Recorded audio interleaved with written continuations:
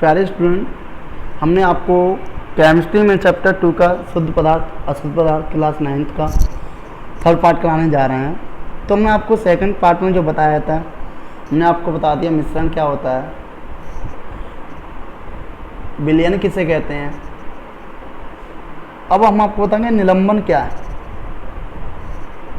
देखो, जो निलंबन होता है, आपको सबसे पहले हम बता दें नोट क्या करना है। आपको नोट करना है, निलंबन हेडिंग बनानी है। निलंबन हेडिंग बनाने के बाद आपको पहले तो ये यहाँ से यह एक प्रकार का विषवांगी मिश्रण होता है यहाँ तक। उसके बाद इसमें यहाँ से नोट करना है, इसमें विलायक के कणों का आकार 10⁻⁻8 सेमी की श्रेणी में तथा निलंबित पदार्थ के कणों का आकार 10⁻³ से 10⁻⁷ सेमी के अंदर होता है और निलंबित कणों को नानाकों से भी देखा जा सकता है। अब देखो, निलंबन क्या है। निलंबन जो होता है एक विषवांगी मिश्रण होता है। विषवांगी मतलब जिसके कणों को हम देख सकते हैं। विषवांगी क्या होता है, जिसके कणों को हम क्या कर सकते हैं, देख सकते हैं। और इसमें जो कणों का जो आकार होता है वो 10⁻⁸ सेमी से लेकर और 10⁻³ सेमी से 10⁻⁴ सेमी तक होता है। ओके। अब इसके जो कण यदि हम कोई भी विलयन बनाते हैं, कोई भी सॉल्यूशन बनाते हैं, तो वो एक ऐसा मिश्रण जिसके कणों को हम देख सकें, जैसे पानी और मिट्टी दोनों का मिश्रण। अब जब पानी और मिट्टी दोनों का मिश्रण है तो इसमें क्या है, मिट्टी के कण हमें दिखाई देंगे। ऐसी मिट्टी अथवा बालू के कणों को जल में मिलाकर, जब इसको हम जल में मिलाकर हिलाएं जोर से, तो क्या उसके कण हमें दिखाई देंगे, नहीं देंगे मिट्टी के। तो क्या होगा, ये निलंबन हो गया। क्या हो गया, निलंबन। या आपको नोट करने का एग्जाम्पल में आपको लाने पर चूड़िया गेहूँ को आपस में मिलाना, ये पूरा करना है। ओके। तो आपको समझ में आ गया निलंबन क्या होता है। निलंबन वो होता है एक ऐसा विषवांगी मिश्रण जिसमें हम कणों को देख सकें। देखो, निलंबन के गुण होते हैं। निलंबन के गुण आपको नोट करने हैं। पहला, ये विषवांगी मिश्रण होता है। अभी मैंने आपको बताया विषवांगी मतलब इसके कणों को हम देख सकते हैं।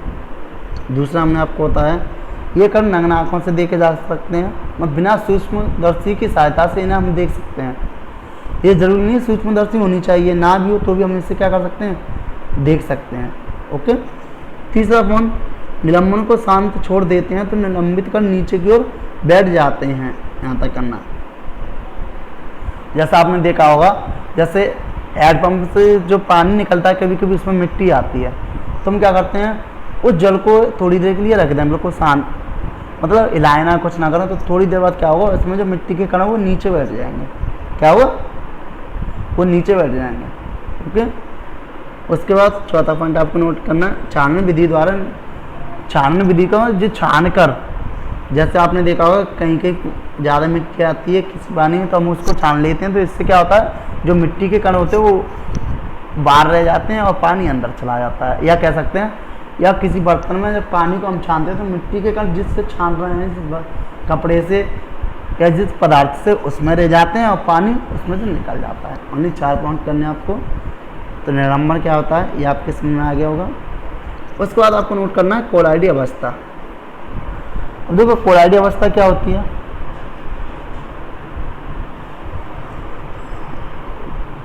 अब देखो, कोलॉइडी अवस्था कहते किसे हैं, ठीक है। क्वेश्चन बनता है कि कोलॉइडी अवस्था कहते किसे हैं। पहले आपको नोट करना है कोलॉइडी निकाय। कोलॉइडी अवस्था में एडिंग करनी है, कोलॉइडी निकाय। उसके बाद आपको लिखना है कोलॉइडी निकाय को कोलॉइडी विलयन भी कहते हैं। यह एक विषवांगी मिश्रण होता है। इसमें विलायक के कणों का आकार 10⁻⁸ सेमी की श्रेणी तथा दूसरे पदार्थ के कणों का आकार 10⁻⁷ सेमी से 10⁻⁷ सेमी के क्षेत्र में होता है। दूसरे पदार्थ के कणों को नग्न आंखों या साधारण सूक्ष्मदर्शी की सहायता से नहीं देखा जा सकता है, लेकिन शक्तिशाली सूक्ष्मदर्शी की सहायता से देखा जा सकता है। ये पूरा करना है और एग्जाम्पल भी, एग्जाम्पल आपको पूरा यहाँ तक। ओके। ये तो भाई पूरा नोट करना है आपको, उसमें कोई शॉर्ट नहीं हो सकता। अब आपको समझाना है। देखो, कोलॉइडी निकाय को कोलॉइडी विलयन भी कहते हैं। अब कोलॉइडी विलयन क्या होता है, यह एक विषवांगी मिश्रण होता है। विषवांगी मिश्रण कैसा, अभी हमने आपको बताया कि जब दो पदार्थों को हम मिलाते हैं तो दोनों पदार्थों को हम देख सकें, दोनों पदार्थों के जो कण होते हैं वो एक दूसरे तरीके से ना मिले जिन्हें हम कि देख ना सकें, उन्हें हम देख सकें, वो क्या होता है, कोलाइडी अवस्था बन जाती है। क्या बन जाती है? कोलाइडी अवस्था। ये क्या बोल रहा है कि इन्हें एक साधारण सूक्ष्मदर्शी की सहायता से नहीं देख सकते, मतलब ये मिल तो जाते हैं, अलग अलग तो होते हैं, लेकिन साधारण सूक्ष्मदर्शी की सहायता से नहीं देख सकते, और इलेक्ट्रॉन सूक्ष्मदर्शी की सहायता से नहीं देख सकते हैं। ओके, इलेक्ट्रॉन कह सकते हैं शक्तिशाली सूक्ष्मदर्शी, जो कि इलेक्ट्रॉन सूक्ष्मदर्शी शक्तिशाली होती है तो उसकी सहायता से हम इसको देख सकते हैं, और साधारण सूक्ष्मदर्शी हुई उससे हम देख नहीं सकेंगे इसको। ओके, तो क्या हो गया, कोलाइडी अवस्था समझ में आ गया। कोलाइडी अवस्था वो होती है जिसमें जो विलयन का मिश्रण होता है वो विषमांगी मिश्रण होता है। इसमें विलायक के कणों का आकार 10⁻⁻8 सेमी होता है, और विलय का जो आकार होता है वो 10⁻7 सेमी से 10⁻7 सेमी होता है। ओके, जैसे गोंद स्टार्च तथा जिलेटिन को जल में घोलने पर, यदि गोंद को हम जल में घोल दें तो जो गोंद की कण है उसमें जो गोंद मिलेगा नहीं, लेकिन उसको सूक्ष्मदर्शी की सहायता से देखें जो मजबूत है तो वो क्या है, गोंद हमें अलग दिखाई देगा, उसके जो कण है वो हमें अलग दिखाई देंगे। कोलाइडी के गुण होते हैं। अब देखो कोलाइडी गुण क्या है। सबसे पहले इसमें जो है एडिगोनानी है, इसमें पैराबोल, इसमें कणों का आकार बहुत छोटा होता है, इसमें कणों का आकार क्या होता है, बहुत छोटा होता है। इन्हें नग्न आँखों से नहीं देख सकते आप, इन्हें क्या नहीं कर सकते, नग्न आँखों से नहीं देख सकते। ये विषमांगी मिश्रण होता है। ओके, तीसरा पॉइंट है, जब इनको शांत छोड़ दिया जाता है तो ये जो कण होते हैं तली में बैठ जाते हैं। ये क्या हो जाते हैं, तली में क्या हो जाते हैं, बैठ जाते हैं। ओके, तली में तो नीचे सतह पर बैठ जाते हैं। उसके बाद देखो ये जो छनन विधि होती है, छनन विधि जानते हो, छानकर, छनन विधि द्वारा मिश्रण से अलग नहीं किया जा सकता, इन्हें छानकर अलग नहीं किया जा सकता, इन्हें छानकर अलग नहीं किया जा सकता। 5वां पॉइंट, इसके कण फिल्टर से गुजर जाते हैं। 5वां पॉइंट बिल्कुल क्लियर है, इसके जो कण होते हैं वो किससे गुजर जाते हैं, फिल्टर से। अब देखो मिश्रण के घटकों का पृथक्करण, ये आपको एडिंग बनानी है, ये क्या करना है, इसमें से एडिंग बनानी है आपको। मिश्रण के घटकों का पृथक्करण मतलब अलग करना, मिश्रण के घटकों को अलग करना। ओके,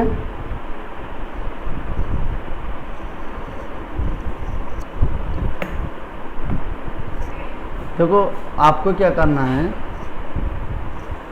ये बस आपको एडिंग बनानी है। उसके बाद इसके आपको जो लिखना है वो यहाँ से लिखना है,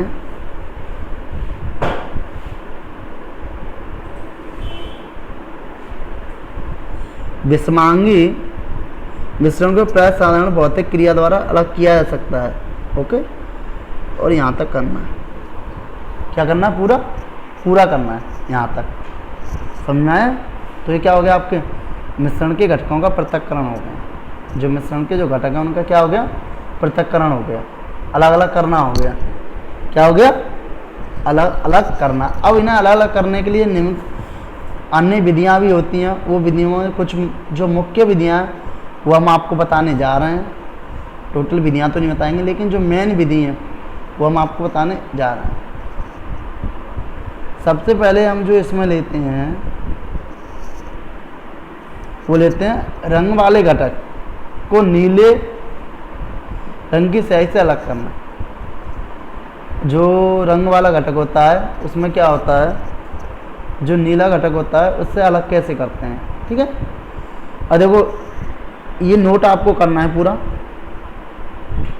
ओनली मैं समझा रहा हूँ आपको, ठीक है। देखो इसमें एक बर्तन रखा हुआ है, ये बीकर कहते हैं, बीकर में जल भरा हुआ है और उसके ऊपर वाच गिलास रखा हुआ है। वाच गिलास में क्या स्याही रखी हुई है। अब हम इसको गर्म करेंगे, हम क्या करेंगे, इसको गर्म करेंगे तो भाप बनेगी नहीं बनेगी। अब जैसे ही भाप बनेगी तो भाप बनकर पानी ऊपर आएगा, आएगा नहीं आएगा। अब भाप के साथ क्या इसमें जो स्याही रखी हुई है उसमें जो नमी है वो अलग होगी नहीं होगी भाई, भाप वो भी तो बनेगी। जब नीचे से टेम्परेचर आ रहा है तो क्या भाप बनेगी। तो धीमे धीमे क्या होता है वो उड़ता रहता है, उसमें जो जल की मात्रा होती है वो उड़ती रहती है, और एक समय ऐसा आता है जो बाज गिलास है उस पर ओनली स्याही की मात्रा रह जाती है। क्या रह जाती है? स्याही की मात्रा। ठीक है, देखो जैसे दोबारा समझाते हैं। एक बीकर लेते हैं, बीकर को बर्नर की सहायता से गर्म करते हैं। बीकर में पानी होता है, पानी के ऊपर एक वाच गिलास होता है जिस पर स्याही की कुछ बूंदें डाल देते हैं। तो गर्म करने पर क्या होता है, पानी गर्म होता है तो उसमें क्या होता है जो इंक होती है, जो स्याही होती है, उसमें जो जल की बूंदें होती हैं वो भी क्या होती हैं, भाप बनकर उड़ती जाती हैं। क्या होती हैं? उड़ती जाती हैं। ओके, इसके बाद जो दूसरा है तुम्हारा वह नमक तथा अमोनियम क्लोराइड के मिश्रण को अलग करना। सबसे पहले तो आपके नोट करना है, नमक तथा अमोनियम क्लोराइड के मिश्रण को चीनी मिट्टी की प्याली में रखते हैं। इसके ऊपर एक कीप को उल्टी करके रख देते हैं। इसके नली के सिरे पर रुई का प्लग लगा देते हैं। प्याली को गर्म करने पर अमोनियम क्लोराइड ठोस अवस्था के सीधे गैस अवस्था में चला जाता है। ये आपको नोट करना है। अब देखो चित्र के द्वारा हम आपको समझाते हैं होता क्या है। देखो यह एक क्या कह सकते हैं, एक उल्टी कीप है इससे। ठीक है, ये उल्टी कीप रखी हुई है। ये एक बर्तन है, बर्तन में क्या हुआ, उल्टी कीप रखी हुई है। जो प्याली है, प्याली कह सकते हैं, जो लगा हुआ है प्याली पर उल्टी कीप रखी हुई है। उसके बाद इसमें क्या करते हैं, अमोनियम क्लोराइड रख दिया हमने। इसको हम बर्नर की सहायता से गर्म करते हैं। अमोनियम क्लोराइड और नमक का मिश्रण है। अब इसको हम क्या करें, बर्नर की सहायता से गर्म करें। तो जब आप गर्म करते हो लेकिन उल्टी कीप पे क्या एक रुई का प्लग लगा हुआ है तो पानी भाप बनेगा भाई, ये गर्म होगा तो भाप बनेगा नहीं बनेगा, तो ऊपर उड़ता है और रुई की वो जो होती है वो क्या करती है, पानी को अपने खींच लेती है। इससे क्या इसमें नमक बच जाता है। ओके, समझ में आ गया होगा। उसके बाद हम अपने घरों में पीने के लिए पानी यूज करते हैं। जो हम पानी यूज करते हैं उस पानी को शुद्ध कैसे किया जाता है या उसकी आपूर्ति कैसे करते हैं। ठीक है, ये आपको हम बता रहे हैं, ये आपको नोट करना है। देखो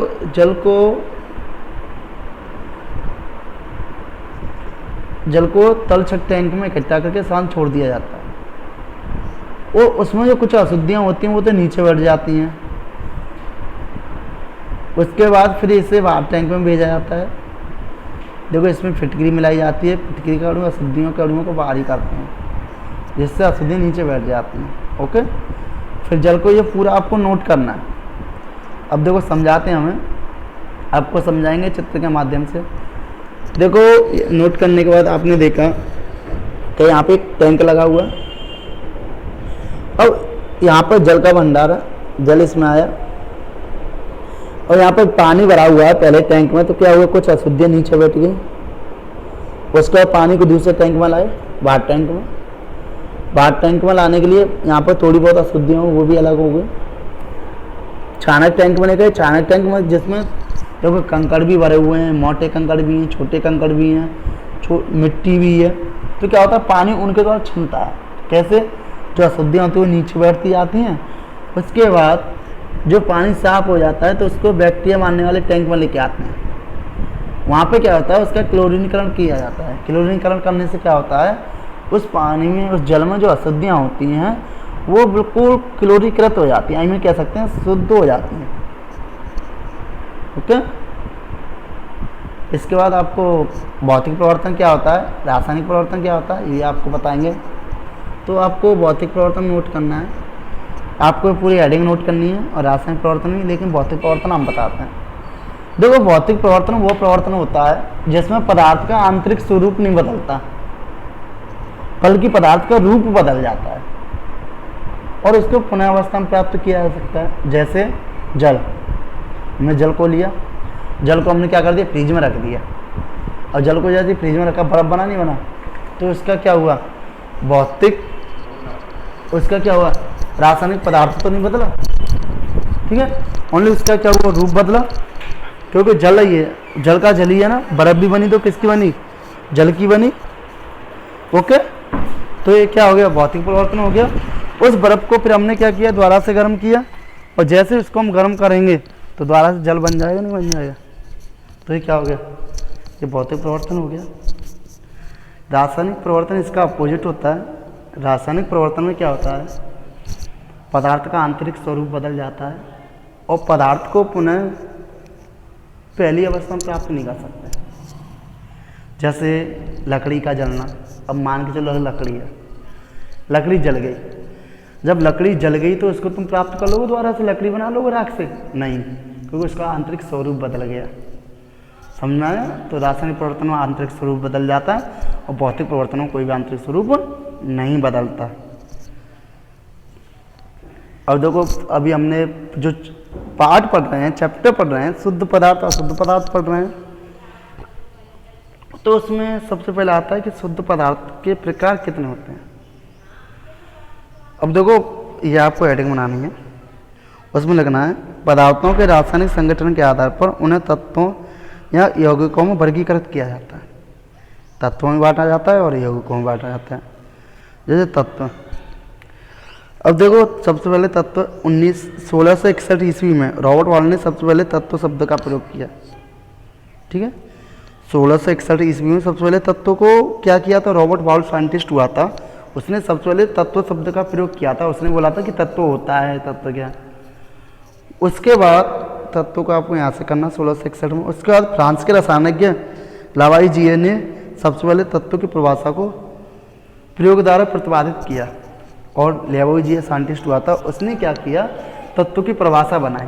क्या बनाई, तत्व पदार्थ का वह मूल रूप है जिससे रासायनिक प्रतिक्रिया द्वारा अन्य सुलभ पदार्थों में विभाजित नहीं किया जा सकता। हम कह सकते हैं तत्व द्रव्य का वह रूप होता है जिसको हम तोड़ नहीं सकते। जैसे हाइड्रोजन, हाइड्रोजन को आप तोड़ सकते हो, नहीं। तोड़ सकते हो, नहीं। ओके, उसका तत्वों को साधारणतः धातु, अधातु तथा उपधातु तीनों में वर्गीकृत किया जाता है। किसमें वर्गीकृत किया जाता है, धातु, अधातु, उपधातु। धातु क्या होते हैं, देखो ये आपको नोट करने हैं, धातु में कुछ नहीं करना है, 3, 4, 5 पॉइंट नोट करने हैं। ओके, जैसे धातु जो होती हैं चमकीली होती हैं, ठीक है। दूसरा पॉइंट, धातु यदि किसी वस्तु से टकराती हैं तो उनकी आवाज़ आती है। और तीसरा पॉइंट, धातु में जो चोट लगती है, मतलब चोट लगती है, यदि किसी टकराए तो क्या हो जाती है, चोट हो जाती है। 4 पॉइंट, ये तन्ने होती है। तन्ने का मतलब क्या होता है, तन्ने का मतलब होता है जो धातुएं होती हैं उनसे तार खींचे जा सकते हैं। क्या किए जा सकते हैं, तार खींचे जा सकते हैं। 5वां पॉइंट, जो धातु होती हैं वो ताप और विद्युत की सुचालक होती हैं। सुचालक मतलब इसमें ऊष्मा एक सिरे से दूसरे सिरे तक जा सकती है। कुछ पॉइंट यहाँ पे लिखे हुए हैं, एग्जाम्पल लिखे हुए हैं, जैसे सोना, चांदी, तांबा, जस्ता, ये आपको नोट करना है पूरा। ओके, इसी प्रकार अधातु को भी नोट करना है आपको। देखो अधातु के अनेक रंग होते हैं। ओके, ये कुचालक होती है, जैसे लकड़ी, लकड़ी को एक सिरे से जलाएंगे हम तो दूसरे सिरे पर गर्म हो जाएगी, नहीं, क्योंकि वो कुचालक है। वो क्या, कुचालक। और जो अधातु होती हैं वो चमकीली नहीं होती। क्या नहीं होती, चमकीली नहीं होती, और वो ध्वनि उत्पन्न नहीं करती, जैसे कार्बन, गंधक, आयोडीन, ब्रोमीन आदि। ओके, उपधातु जानते ही हो, कुछ तत्व धातु, धातु के बीच। देखो उपधातु क्या होता है, जो धातु अधातु दोनों के गुण प्रदर्शित करे। ऐसे पदार्थ जो धातु अधातु दोनों के गुण प्रदर्शित करे, उन्हें क्या बोलते हैं, उन्हें उपधातु बोला जाता है। क्या बोला जाता है, उपधातु। जैसे बोरान, सिलिकॉन, जर्मेनियम इत्यादि। ओके, यौगिक, यौगिक तो आप जानते ही होंगे। यौगिक तो यहाँ से नोट करना है, 2 या 2 से अधिक तत्वों के नियत अनुपात में रासायनिक संयोजन होने वाले कोई भी यौगिक बनता है, बस। ओके, यौगिक किसे कहते हैं, समझ में आ गया। 2 या 2 से अधिक पदार्थों का एक निश्चित अनुपात में मिलना यौगिक कहलाता है। ठीक है, इसके बाद इसके साथ ही ये चैप्टर फिनिश। और जो नेक्स्ट चैप्टर देखने के लिए, नेक्स्ट चैप्टर जो हम पढ़ेंगे वो नेक्स्ट वीडियो में पढ़ेंगे, उसे देखने के लिए सब्सक्राइब करें। Okay, thank you.